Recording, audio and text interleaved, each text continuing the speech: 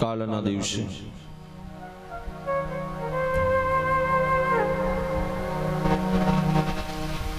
ગોકર્ણ મહારાજ દ્વારા ધંધુકારીના મોક્ષની કથા શ્રવણ કરેલી, સાંભળેલી.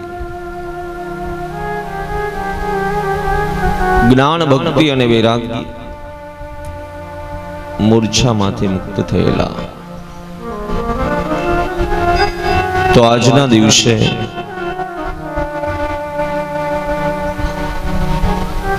સમસ્ત પૂર્વજોના ઉદ્ધાર માટે કોઈ નામી અનામી જાણ અજાણ આ ભાગવત કથાનો હેતુ જીવન કલ્યાણ. જીવતા જેટલું થયું તે કલ્યાણ. દેહ છોડી પરધામ છે, ત્યાં પણ પ્રભુ જીવનના દ્વાર ખુલ્લા રાખે.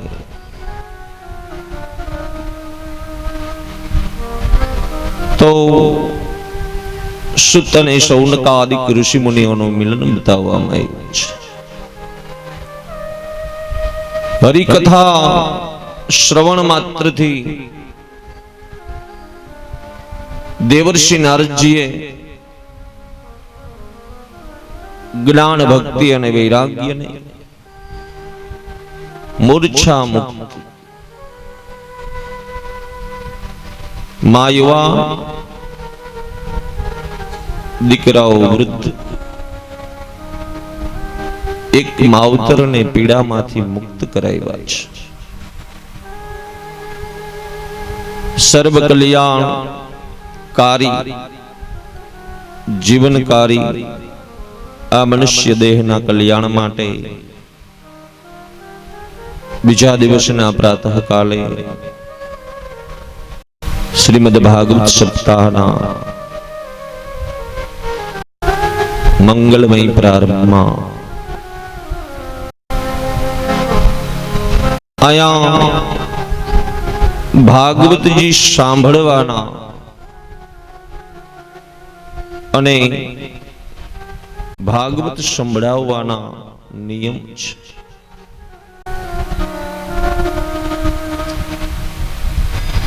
આપણે જે શ્રવણ કરી રહ્યા છીએ તે કોઈ સામાન્ય ગ્રંથ નહીં, પણ ભગવાનનું વાંગમય રૂપ બતાવ્યું છે. આ સાંભળવા માટે કંઈક નિયમ છે, શ્રોતાઓના નિયમ છે, કથા કેનારના પણ નિયમ છે, કથા સાંભળવાના પણ નિયમ છે.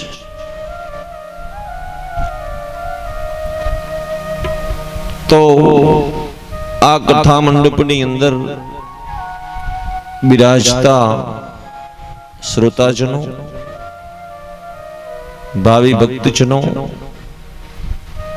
સમસ્ત ગ્રામજનો, માતાઓ, બહેનો, વડીલો,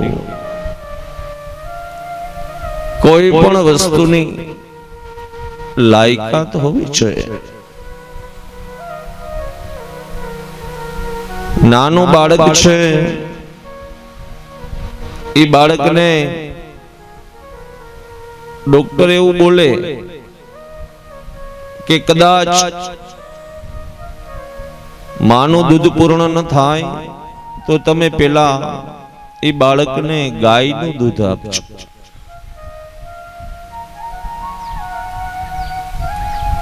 તો બ્રાહ્મણો, સુજી મહારાજ, શૌનકાદિક ઋષિ મુનિઓ એમ કહે છે આને પાચન કરવા માટેની શક્તિ હોવી છે.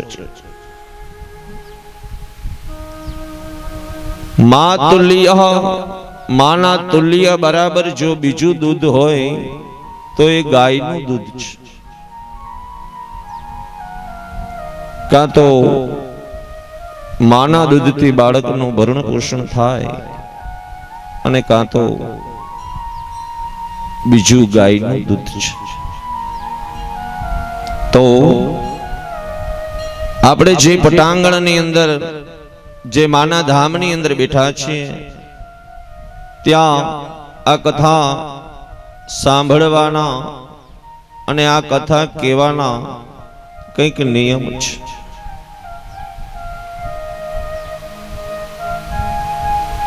બહુ સરળ થયું કલિયુગમાં.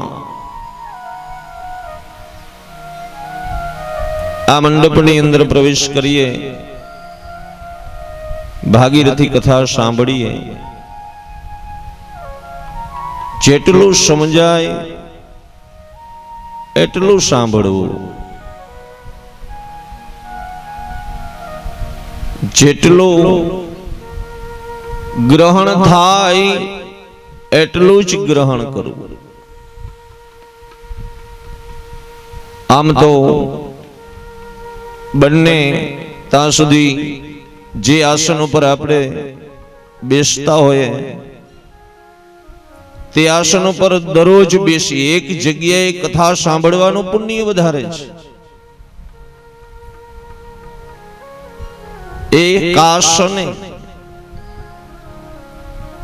8 દિવસ સુધી આસનને એક આસન મળે.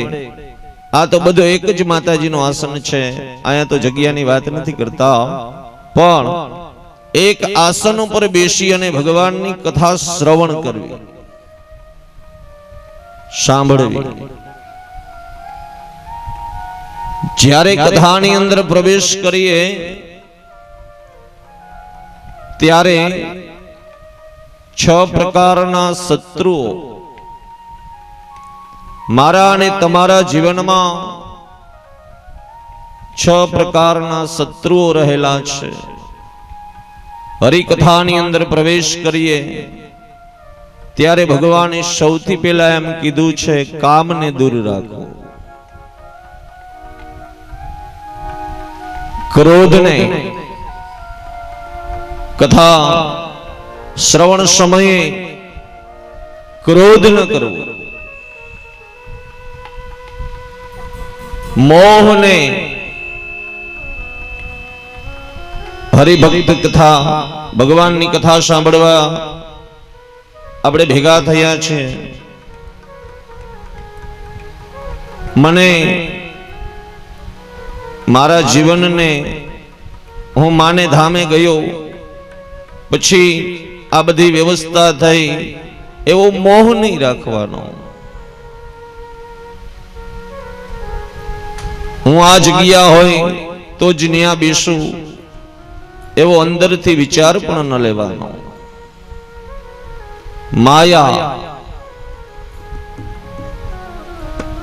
માયાથી કથા શ્રવણ સમયે દૂર રહેવું જોઈએ. ઈર્ષા,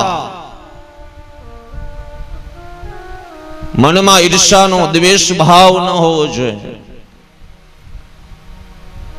કામ, ક્રોધ, લોભ, મોહ, માયા, ઈર્ષા અને છેલ્લે ભગવાને કીધું કે અહંકાર. આ બધી વસ્તુના વસ્ત્ર હોય, પાપનું મૂળ લોભ છે.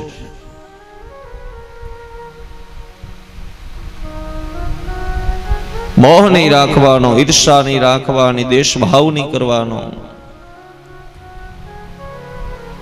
અમારું આપણું નહીં, પણ અહીંયા વ્યાસજીએ કીધું છે મારું કરવાનું. મનઃ કલ્યાણ, આ પંચભૂ દેહના કલ્યાણ થાય. ગંગાના કિનારે બેસી સ્નાન કરવાનું જે પુણ્ય મળે તે પુણ્ય તમને ભગવત કથા સાંભળવા માત્રથી મળે છે. તો જે કોઈ શ્રોતાજનો અહીંયા પધારે તેને દરરોજ એક વાર ગંગાનું સ્નાન મળશે. સાંભળવા માત્રથી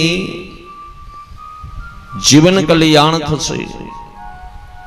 સાંભળવા માત્રથી દ્વેષ ભાવ દૂર થશે. સાચી શ્રદ્ધાથી ભગવાનની કથા સાંભળીએ તો બધા જ પાપોનો નાશ થશે. એક પણ પાપ આપણા જીવનમાં નહીં રહે. કથા સાંભળવામાં નહીં કોઈ ઉચ્ચ નહીં કોઈ નીચ. વધારે આપણે ગ્રંથો વાંચીએ, પુરાણો વાંચીએ તો શબ્દ છે, બાણ છે, બાણ છે એ ક્રિયા છે.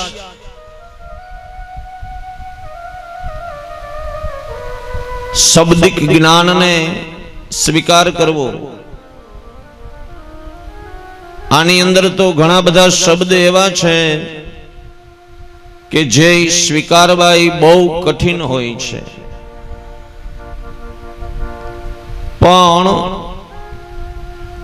કથા સાંભળવાનો સર્વશ્રેષ્ઠ નિયમ એ છે કે જ્યારે આપણે ભગવાનની કથા સાંભળીએ ત્યારે આપણું તન, આપણું શરીર એકદમ શુદ્ધ હોવું જોઈએ. જ્યારે આપણે ભગવાનની કથા સાંભળીએ ત્યારે આપણું મન બહુ શુદ્ધ હોવું જોઈએ.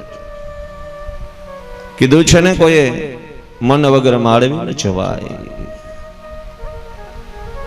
મન એકાગ્ર, મનને પ્રભુ હારે જોડી રાખવાનું. કથા હારે જોડી રાખીએ તો પ્રભુ હારે જોડાણ થયું. પ્રભુની હારે આ કથા સાંભળશું એવું આપણું મન હોવું જોઈએ. અને ત્રીજી વસ્તુ બતાવી છે ધન. કેટલું આપ્યું એ મહત્વનું ન હોય, આપીએ ના આપીએ એ મહત્વનું ન હોય, પણ સાચા મનથી પ્રભુને નમન કરવા. કથાની અંદર એવું લખેલું નથી કે તમે એટલું જ દાન કરો તો જ તમારી કથા સફળ થાય, એટલું જ લઈ આવો તો જ તમારી કથા સફળ થાય. સત્યનારાયણ ભગવાનની કથામાં સ્વયં પ્રભુ નારદજીને એમ કહે છે, નારદજી, કદાચ તમને ઘઉંના ચૂર્ણ ધરવાની શક્તિ ન હોય તો તમે મને ચોખાનો લોટ ધરજો. કદાચ તમને ગોળ ધરવાની શક્તિ ન હોય તો સાકર ધરજો. ગોળે ધરવાની કદાચ તમારામાં શક્તિ ન હોય તો કેવલ તુલસીનું પાંદ મને દેજો. પણ જે દિવસે જે પ્રસંગ કરીએ, જે કોઈ કર્મ કરીએ, તે કર્મની અંદર ધર્મથી જોડાઈને રહેવાનું. અંધવિશ્વાસ, અંધશ્રદ્ધા થી દૂર રહેવું. પૂર્ણ શ્રદ્ધાથી ભગવાનની કથા સાંભળવી. શ્રદ્ધા અને વિશ્વાસથી જોડાયેલો આ સનાતન ધર્મ છે. આપણા 4 વેદ, 6 શાસ્ત્ર, 18 પુરાણ વાંચીએ એમાં ભગવાને ક્યાંય ભાર જ નથી મૂક્યો કે એટલે વાગે આ વસ્તુ થઈ જ જવી જોઈએ, એટલે વાગે આ કામ કરી જ લેવું. એવા સનાતન ધર્મમાં કોઈ ભાર મૂકવામાં જ નથી આવ્યો. જ્યારે તમારું મન ખીલે, જ્યારે તમારો વિચાર ખીલે, પછી દિવસ હોય, રાત હોય કે ગમે તે કાળ હોય, ત્યારે તમે માળા લઈને બેસી જાઓ, એ સમય તમારા માટે શુભ છે.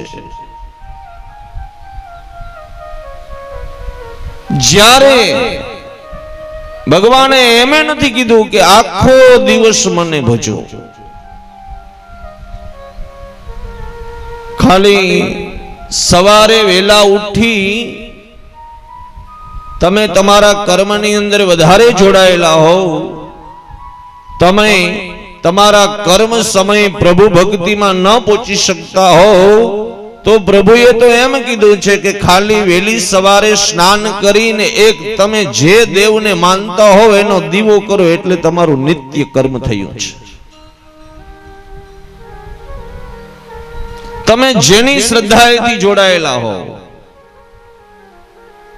ધર્મના વાળા છે પણ ધર્મમાં વિવાદ નથી.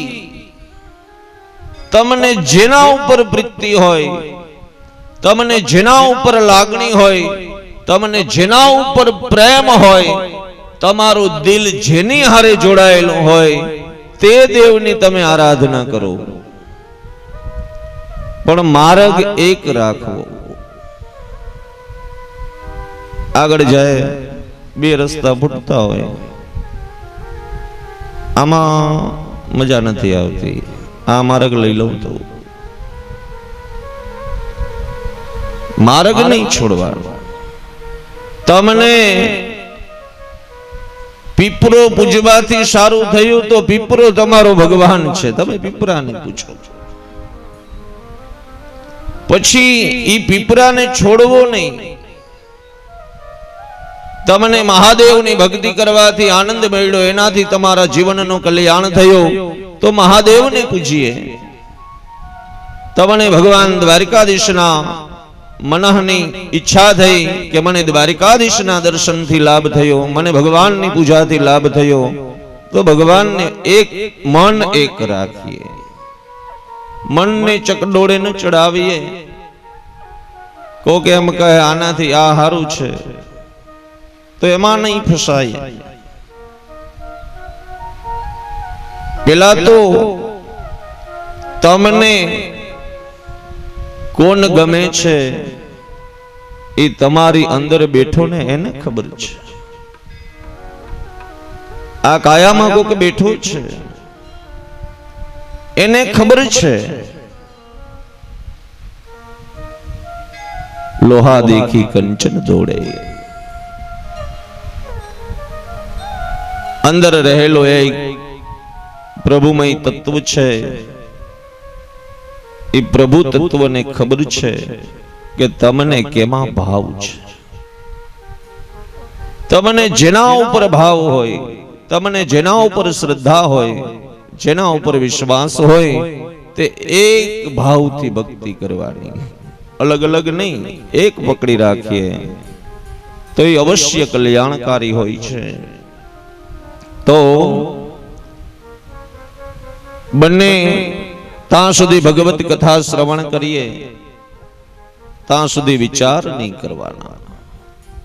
વિચાર કરીએ તો પ્રભુના, નામ લઈએ તો હરિનું સ્મરણ કરીએ. પછી આ કથામાં શ્રોતાઓના નિયમમાં ભગવાને એટલું જ કીધું છે કે તમારું મન રહે એક સ્થિર, એક મનથી પ્રભુની કથા સાંભળવી. બેઠા હોય અહીંયા વિચાર આવતો હોય બીજો, તો એ તમારા બે કર્મ બગડે છે. તમે સાંભળો છો તે પણ બગડે છે, અને તમારું ધ્યાન જ્યાં જોડાયેલું છે તે પણ બગડે છે. તો બધા જ કર્મનો ત્યાગ કરી મારી પાસે ખાલી અડધી જ કલાકનો સમય છે, અડધી કલાક માટે મારે ભગવાનની કથા સાંભળવી છે, પણ અડધી કલાક સાંભળો ત્યાં સુધી એક જ મન રાખીને બેસી જાઓ. બેનો, જ્યારે આપણે બધા કહીએ કે જલમાં મર ન હોય, જલમાં મર ન હોય એ વાત તો સત્ય છે, છતાં આપણે શું કરીએ? પાણી જ્યારે ગોરામાં ભરીએ ત્યારે કાં તો ગયણું રાખીએ ને કાં તો ગયણી રાખીએ. કદાચ તમે જલના કચરા હાથેથી દૂર કરવા જાઓ તો એ ન થઈ શકે, પણ જલને શુદ્ધ કરવા માટે આપણે એક ગયણી કે ગયણું રાખીએ છીએ. એનો અર્થ એવો છે કે પાણી છે એ ગોરામાં પડે છે અને કચરો છે એ ગયણામાં રહી જાય છે. તો ભાટુડિયા ગામને આંગણે માં ભગવતીની કૃપાથી એક ગયણી આવી છે ને એ કચરો દૂર કરવા માટે ભાગવત રૂપે આવી છે.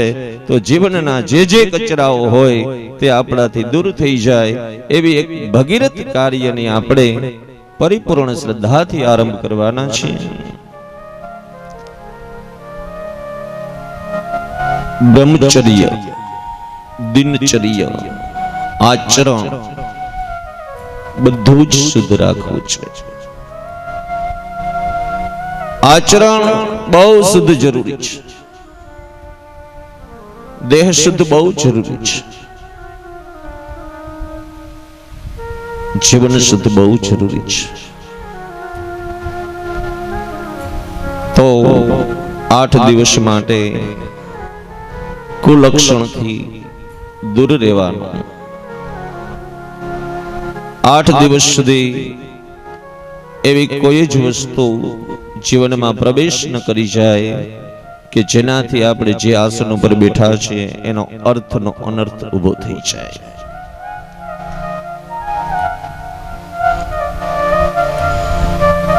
એક જ દૂધમાંથી બનતી 2 વાનગીઓ, બેયનો કલર એક છે. દૂધ પણ સફેદ હોય, દૂધમાં મેરમણ નાખવામાં આવે એમાંથી દહીં થઈ એના જ રૂપમાં પ્રગટ થયેલું દહીં જો દૂધની પાસે રાખવામાં આવે તો બગડવાનો બહુ ભય છે. વિચારવા જેવી વાત છે, કલ્પના કરવા જેવી વાત છે ને. જે દૂધમાંથી દહીં બન્યું છે એનું જ એ રૂપ છે, છતાં એની પાસે એને રાખવામાં આપણે ડરીએ છીએ. કહે ને છોકરાઓ, ત્યાં છાસ છે, દૂધને છેટું રાખજો. દૂધ એટલે મારો અને તમારો આ દેહ છે. આ દેહની બાજુમાં દહીં પડ્યું જ છે. તમે જો એનો વિચાર નહીં રાખો, તમે જો એનું ધ્યાન નહીં રાખો તો એનો અંતર બહુ નજીક છે. એ ક્યારે આપણા દૂધના ઘડાને બગાડી નાખે એ વાર નહીં લાગે. અને જીવનમાં સુધરવું એ બહુ અઘરું છે, બગાડવું ને એ બહુ સહેલું છે. 100 લીટર દૂધ પડ્યું હોય તેને બગાડવા માટે માત્ર 1 કપ એક છાસની જરૂર છે. કદાચ 100 લીટર છાસ પડી હોય એમાં તમે 1 કપ દૂધ નાખો તો એને કોઈ અસર ન હોય. એટલે કહેવાનો ભાવાર્થ મારો ઈ છે, સારી વસ્તુને બગડતા વાર ન લાગે. બગડેલી વસ્તુ તો બગડેલ જ હોય છે. દૂધ બગડ્યું ન હોય તો એ દહીં થાય જ નહીં. દૂધ બગડ્યું છે તો એ દહીં થયું છે. અને દહીં થયા પછી પણ તમને તમારા આત્મા ઉપર, તમને તમારા જીવન ઉપર પૂરો ભરોસો હોય તો એ દહીંનું મંથન કરીએ તો એમાંથી માખણ નીકળે. અને એ માખણને તમે અગ્નિ ઉપર ચડાવો તો એમાંથી ઘી નીકળે ને એ ઘીમાં પાછો એક જ્યોત રૂપી દીવો નીકળે છે. બગડેલી વસ્તુને સુધારવા માટે પણ શાસ્ત્ર કહે છે એમાં એ તત્વ રહેલું છે. પણ તમે જો એનું મંથન કરો તો, એનું મંથન ન કરીએ તો એમાંથી માખણ નીકળશે. પણ ભગવાન સ્વયં એમ કહે છે કે જેટલું આપણું દહીં છે એટલું એમાં પાછું માખણ ન હોય, એનું પ્રમાણ હોય છે. એના પ્રમાણથી ઈ નીકળે છે. એટલે કદાચ આપણા જીવનમાં 99 અવગુણ ભરેલા હોય અને સદગુણ રૂપી એક સારો ગુણ હોય ને તો એ તમારા 99 અવગુણને ઢાકે છે. અને કદાચ તમારામાં 99 ગુણ છે અને એક અવગુણ હોય તો એ તમારા 99 ગુણનો નાશ કરે છે. આપણે કહીએ ને, આપણે એને 100 વખત કામ આવ્યા પણ હું એકવાર કામ ન આવ્યો તો એને મારી કદર ન કરી. કારણ કે એમાં સમજણ શક્તિ ઓછી છે, એટલે એની ભાષામાં તમારા 99 ગુણ લખેલા નથી. આજ તું મને કામ ન હોવ તો તું મને ક્યારે કામ આવ. આપણી ભાષામાં એવો શબ્દ આપણે બોલીએ છીએ કે આજ સમય છે, આજ ટાણું છે, આજ મારી ઉપર તો કામ ના આવ તો ક્યારે કામ આવશો. એ સમયે સામેનો વ્યક્તિ તમને એવું બોલે કે ભાઈ આજનો સમય એવો છે કે હું તને કામ નહીં આવી શકું, કાં તો એની કોઈ એવી મજબૂરી છે, કાં તો એની પાસે એવો કોઈ સમય જોડાયેલો છે કે તમને દરરોજ કામ આવનારો વ્યક્તિ એક વખત કામ ના આવે તો એના 99 ગુણ ભૂલી ન જાજો, એના 99 કામ ભૂલી ન જાજો. એક વખત કામ ના આવ્યા હોય તો એની કોઈ મજબૂરી હશે, એનો કોઈ સમય એવો હશે, એટલે એ સદુપયોગ આપણે ના આવી શક્યો હોય. પણ એક કામ ન કર્યું એનાથી તમે એનો સંબંધ ન તોડજો. એક કામ ન કર્યું હોય તો તમે એના 99 સંબંધને તોડી નાખજો.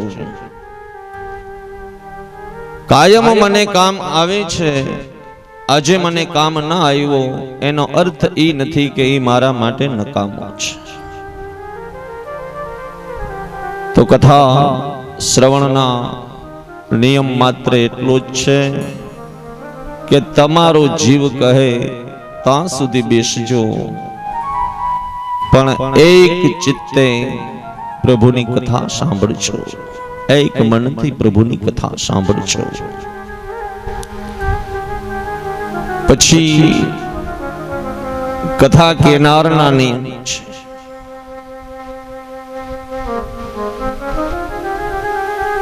જે વસ્તુ ભાગવતજીમાં બતાવેલી છે, આપણે આપણા ઘરની અંદર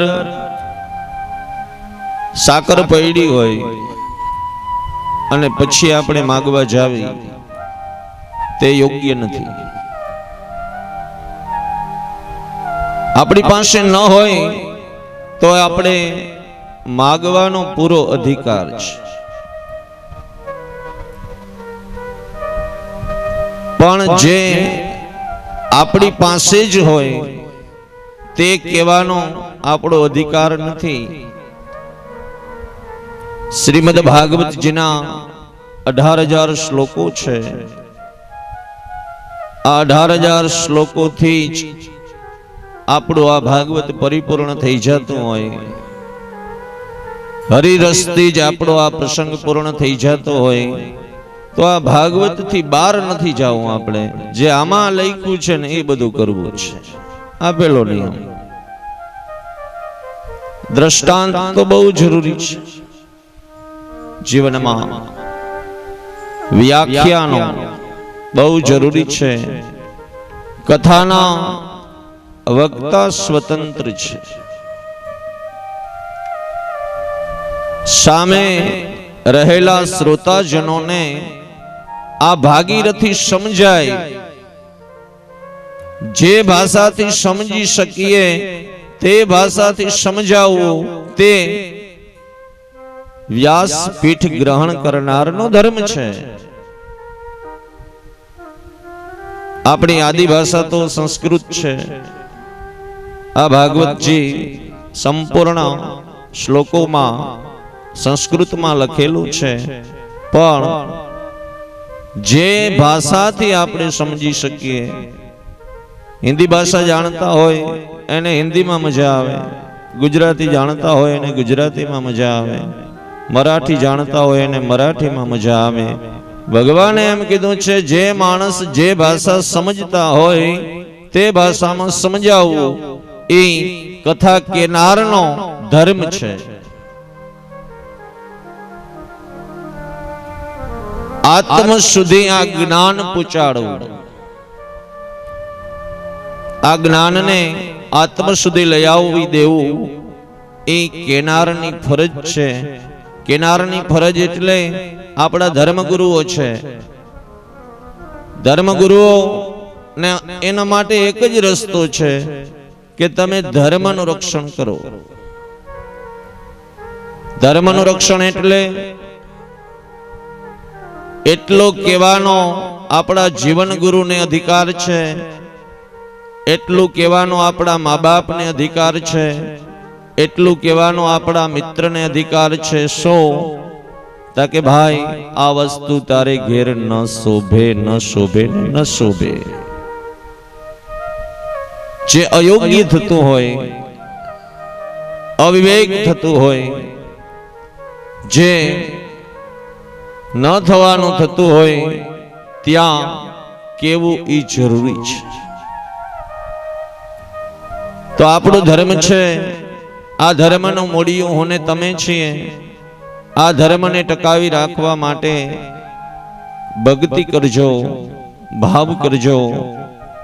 આપણી એક સનાતન ધર્મની માવડી માં ગાયોની સેવા કરજો. જ્યારે જ્યારે અકલ્યાણ થયા છે આ પૃથ્વીમાં, જ્યારે જ્યારે આ પૃથ્વી ઉપર ન થવાનું થયું છે, ત્યારે ભગવાન કોઈના કોઈ રૂપે આવ્યા છે. યદા યદા હિ ધર્મસ્ય ગ્લાનિર્ભવતિ ભારત અભ્યુત્થાન અધર્મસ્ય તદાત્માનં સૃજામ્યહમ. એકબીજાને આધારે આપણે બધા રહેલા છે. આધાર વગરની કોઈ વસ્તુ નથી, પણ મૂળિયા વગરનું ઝાડવું હોય તો એક આ મનખો છે. આના કોઈ મૂળિયા નથી, આ ક્યાં જઈને ઉભે એનું કોઈ ઠેકાણું નથી. આ મંડપની થાંભલી ખોડવામાં આવી તો એને આધાર દેવામાં આવ્યો છે જમીનનો. જમીન ન હોય તો એ થાંભલી ન રહી શકે.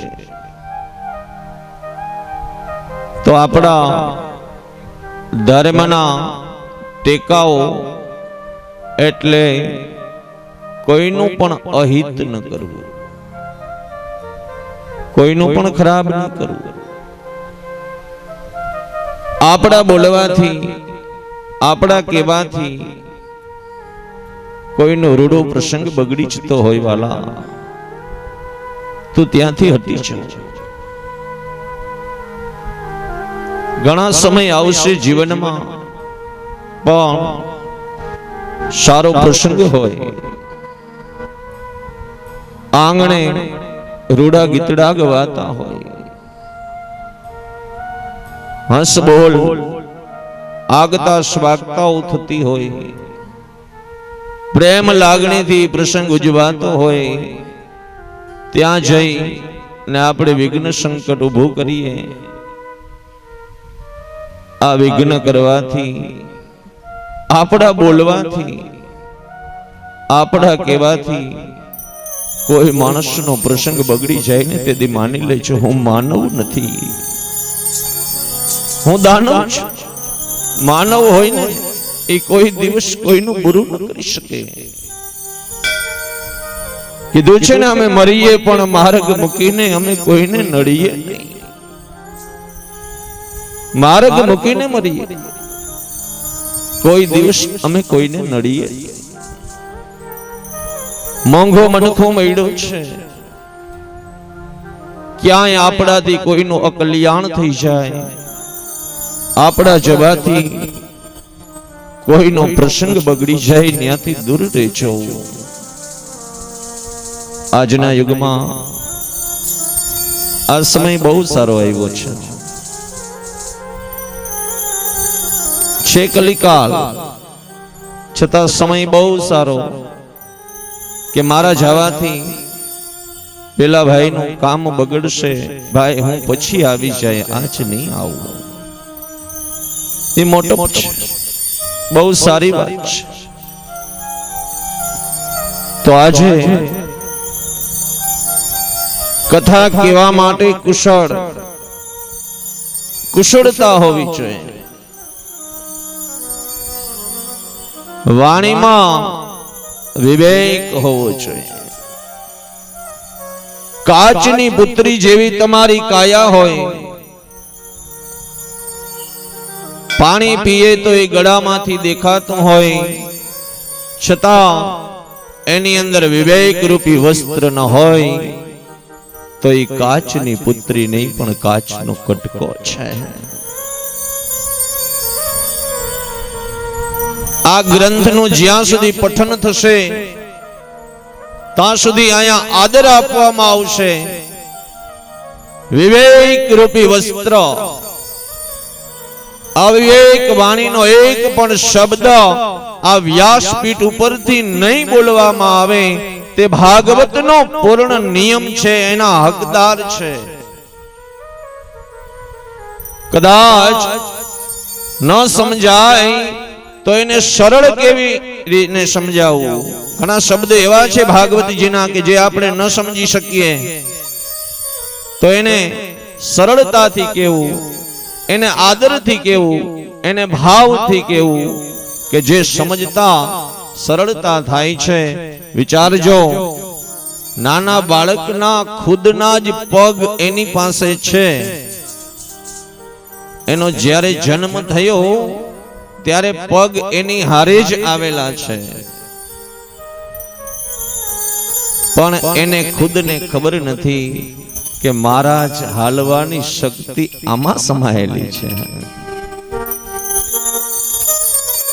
એના માટે શું જોઈએ? પોતાની પાસે તો છે, ભગવાને એને આપ્યું છે, તો હલાય કેમ? એના માટે આંગળી પકડવા વાળી માં જોઈએ, એને આત્મવિશ્વાસ દેવા વાળો જોઈએ,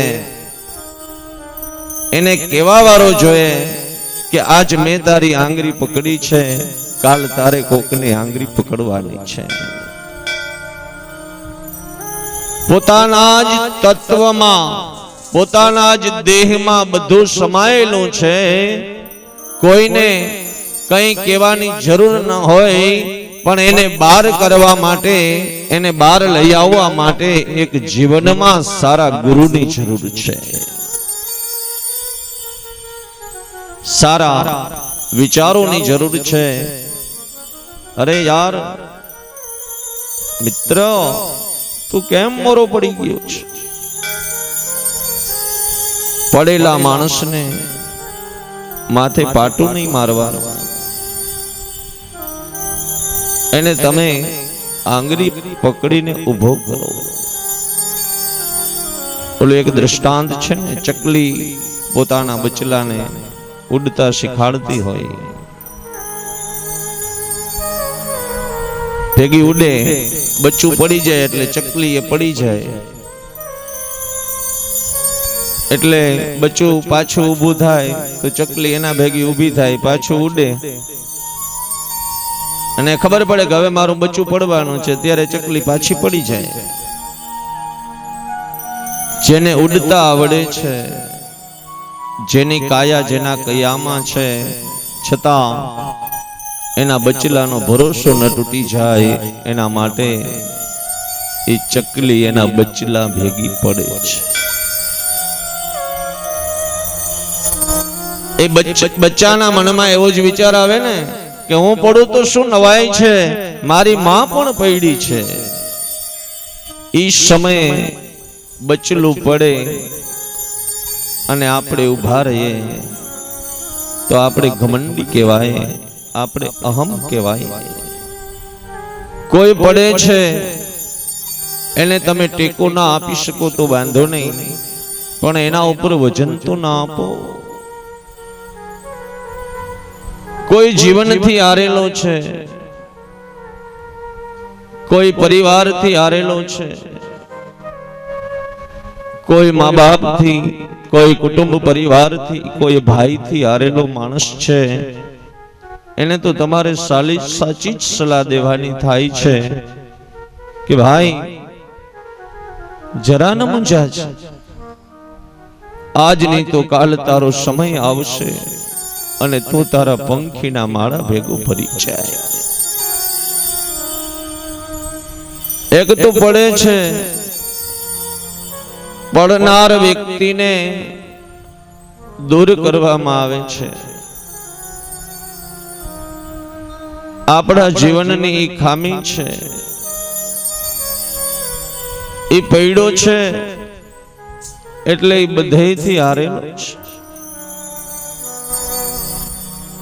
એક વાર તમારા જીવનમાં વ્યવહાર તૂટે ને પછી માણસની સામું તમારે પાછું ઊભું ને એ બહુ અઘરું હોય છે.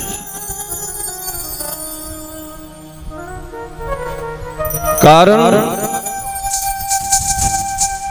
એના મનમાં એવો સંકોચ થાય, એના દિલની અંદર એવું દુઃખ ઊભું થાય છે કે આ માણસનો સમય મારાથી ન સચવાનો. એક વાર આપણો વ્યવહાર તૂટે અને જીવને જો દુઃખ પડતું હોય તો જે માણસ પૈડો છે ત્યારે એને ખાલી સાચા સાથની જરૂર છે. ગઈ તિથિ જિંદગીમાં પાછી નહીં આવે, ગયેલો સમય જિંદગીમાં પાછો નહીં આવે.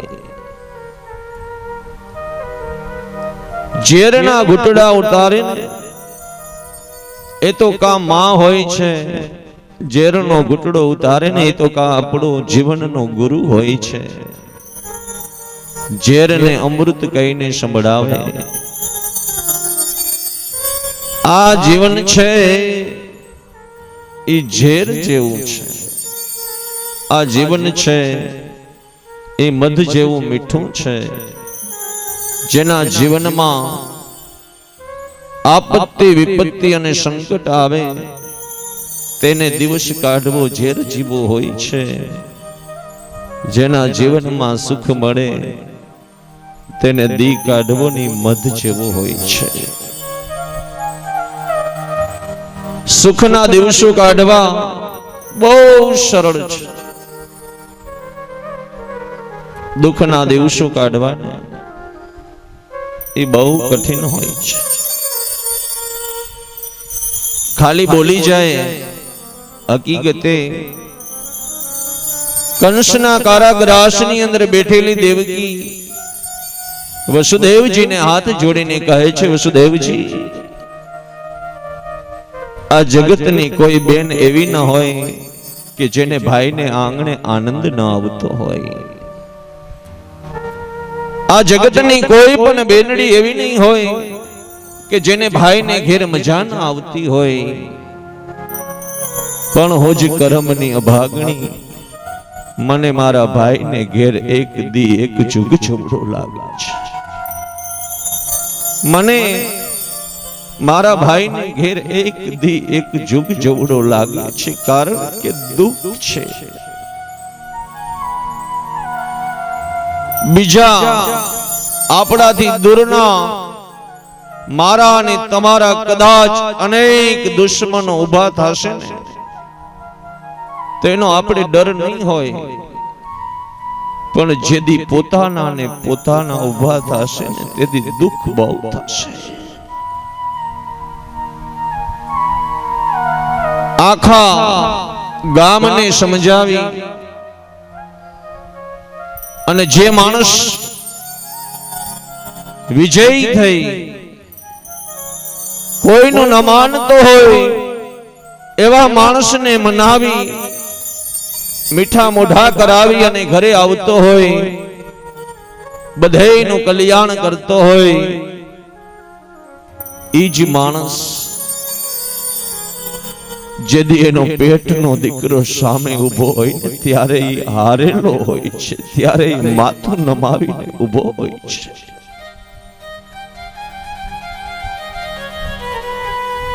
શું કામ?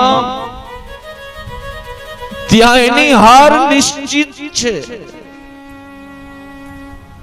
મરે તોય હારે અને મારે તોય હારે. એટલે કીધું છે આ જિંદગી છે સુડી વચ્ચે સોપાર.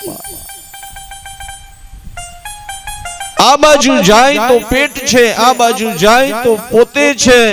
અને પોતે જો શરણ સ્વીકારી લે, પોતે જો હાર માની લે તો એનો વિજય છે. વિજય કેનો છે? નમી ગયા એનો વિજય છે. તું હરા એનો વિજય છે. તારાથી થાય ભલા, એ મારાથી ના થાય એનો વિજય છે.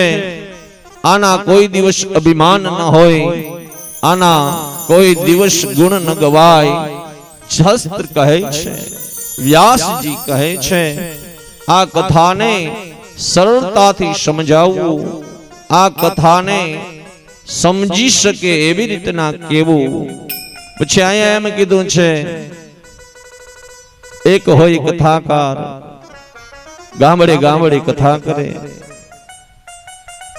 ઘરે જઈ અને કઈ ન કરે તો એમાં રામાયણ ને મહાભારત શું કરે?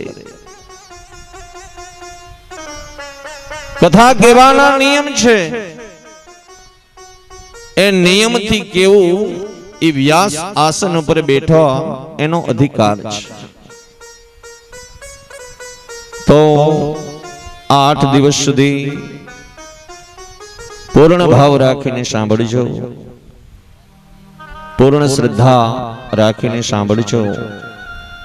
આવાના ઘણા બધા શબ્દ એવા હશે કે તે તમને અમુક સમય ઉપયોગ આવશે. આપણા વડીલો કહેતા ને, સંગ્રહેલો સર્પ કામ આવે. ધર્મનો સંગ્રહ કરજો, સત્સંગનો સંગ્રહ કરજો, વિચારોનો સંગ્રહ કરજો, જોડીને રહેજો, દૂર થઈને ન રહેજો. સગુણા અને નિર્ગુણા. સગુણાનો અર્થ એ થાય કે તે નજીક આવે, નિર્ગુણનો અર્થ એ થાય કે ઈ દૂર થાય. પણ સગુણી રહેવાનું છે, નજીક રહેવાનું છે.